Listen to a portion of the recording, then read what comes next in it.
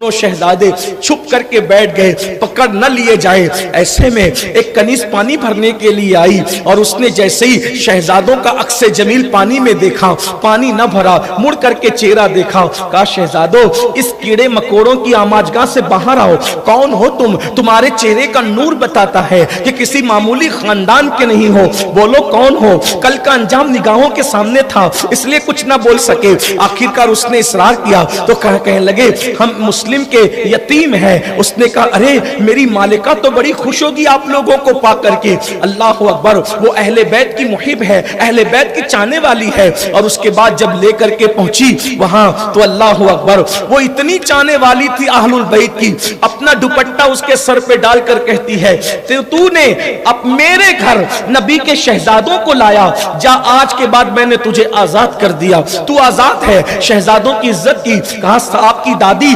सैयदा फातिमा की खुशी के लिए मैं आपकी खिदमत करती हूँ, मैं आपकी कनीज हूँ। नहलाया धुलाया, कपड़े पहनाए, खाना खिलाया, कंघी की, अल्लाह अकबर, जुल्फों को संवारा और कमरे में रखकर कहा ये आप ही का घर है मालिको। और अल्लाह अकबर उधर खिदमत कर रही है। शाम होती है, उसका शौहर जिसका नाम हारिस था रात देर गए घर आया तो अल्लाह अकबर पूछा इतनी देर कैसे हुई? करे मुस्लिम के बच्चों को ढूंढने के लिए गया था, मेरा घोड़ा भी ढूंढते के चक्कर में मर गया, थक गया। उसने कहा अरे जालिम घोड़, तू इनाम के चक्कर में आले रसूल से दुश्मनी मोल ले रहा है, अल्लाह रसूल से दुश्मनी मोल ले रहा है, अली और फातिमा से दुश्मनी मोल ले रहा है। अल्लाह अकबर, बहुत समझाया, सोच तो सही, सैयदा फातिमा तुझसे नाराज होगी। अरे छोड़ ये सब दुनिया की बातें, जो है वो दुनिया में तरक्की मिलेगी, दुनिया में इज्जत मिलेगी, आखिरत में जो होगा देखा जाएगा। इस तरह की बकवास करते हुए अगर खाना हो तो खिला दो, खाना खाया सो गया। अल्लाह अकबर, ऐसे में जब रात गहरी हो गई तो ये बिस्तर पर लेटी है, करवटें बदल रही है। या अल्लाह मेरी लाज रखना, मैंने तो सैयदा के लालों को कहा था कि तुम्हारा ही घर है, अगर इसको पता चल गया तो पता नहीं ये क्या जुल्म ढाएगा।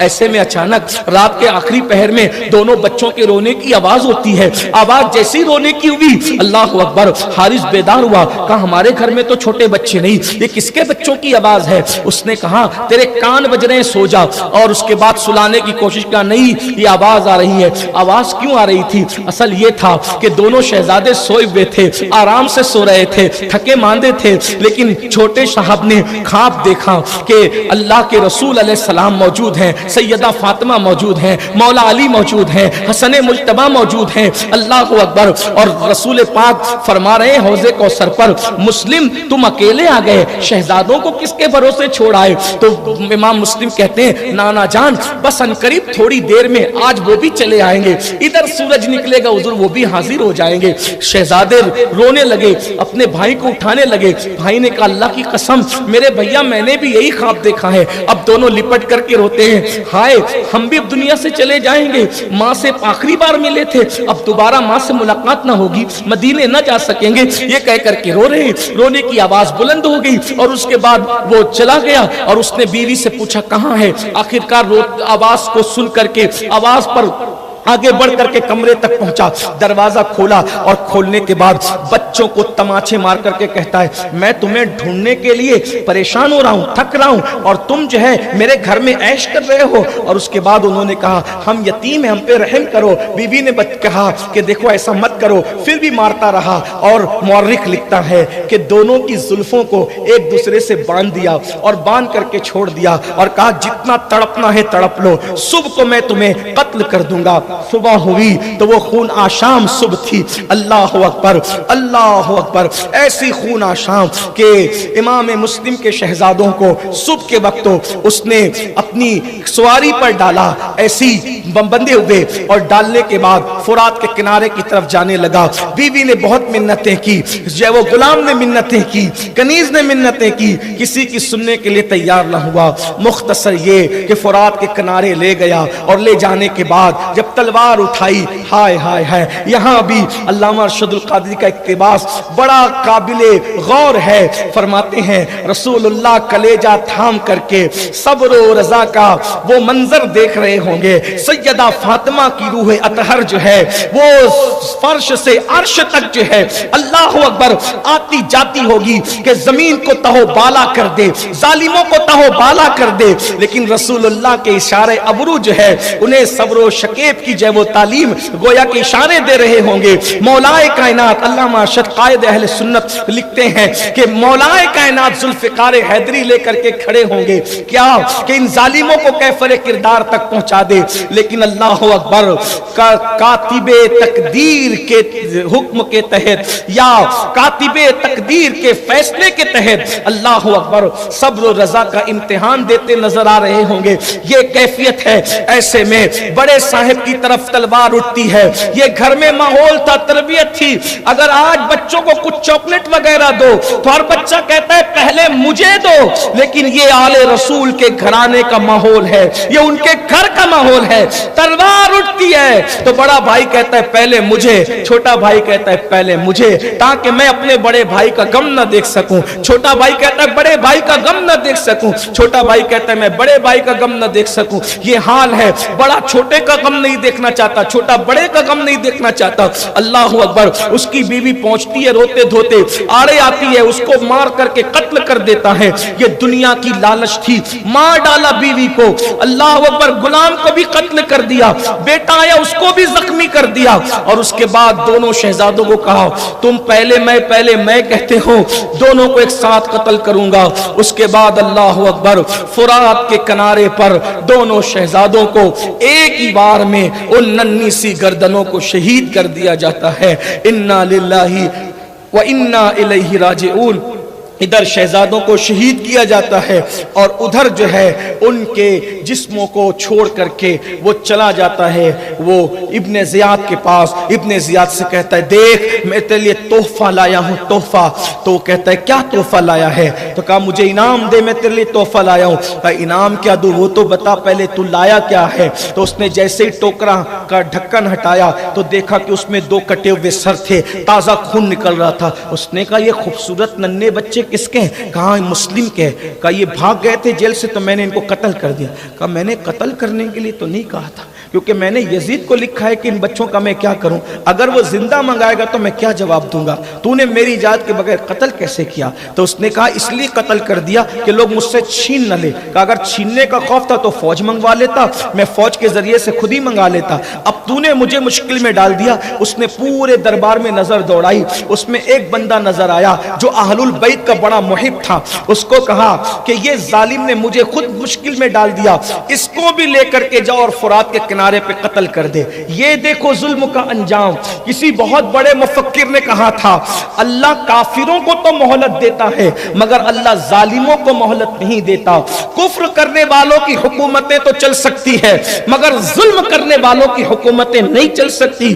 ظلم مت کرو, ظلم بڑی خطرناک چیز ہے, اور وہ بھی آل رسول پر. اللہ اکبر. نبی کے شہزادوں پہ اس نے ظلم کیا تھا, پھر بالآخر یہ کہ اس کو بھی اسی طرح لے جایا گیا, قتل کر دیا گیا, اور امام مسلم کے شہزادوں کو فرات کے کنارے پر دفن کر دیا گیا. ان دونوں شہزادوں کا نام ہے محمد و ابراہیم. اللہ تعالیٰ آپ کو منظر دکھائے کہ آپ وہاں جائیں. بڑا رکت انگیز مقام ہے, ننھی قبریں ہیں, انوار و رحمت کی برسات ہوتی ہے. وہاں حاضری دینے پر ایک عجیب لطف آتا ہے. اللہ سے دعا ہے اللہ آپ سب کو کربلا شریف دکھائے, ہم سب کو کربلا شریف دکھائے, نجف اشرف دکھائے, بغداد معلیٰ دکھائے, مدینہ منورہ بار بار حاضری نصیب فرمائے. اللہ اکبر. ادھر تو وہ ہو رہا تھا, وہ منظر تھا. ادھر 8 ذی الحجہ کو لوگ جو ہے اللہ کعبۃ اللہ شریف پر نثار ہو رہے ہیں, کعبۃ اللہ شریف کا طواف کر رہے ہیں, اس لیے کہ ذی الحجہ کی 8 تاریخ کو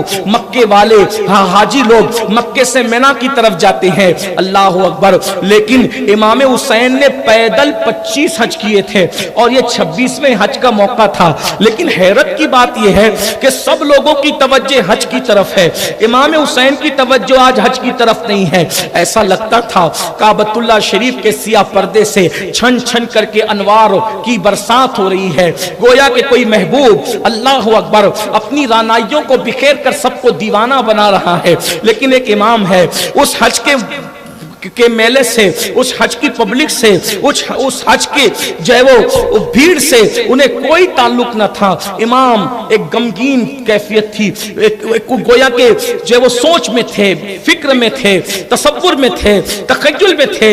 ये इमाम की कैफियत थी। इमाम सोचते थे कि क्या करूं, 25 हज पैदल चल के किए और आज मक्के में मौजूद हूं, मैं हज नहीं कर रहा हूं। तो ऐसे में शौक कहता है हुसैन नफल हज करो। ऐसे में जिम्मेदारी कहती है हुसैन नफली हज से बड़ा तुम्हारे लिए कुदरत ने, मशीयत ने हज अकबर का इंतजाम किया है। अरे हाजी कपड़े का एहराम बांधेगा, आप कमरे शौक पर, आप कमरे शौक पर इश्क का एहराम सजाइए।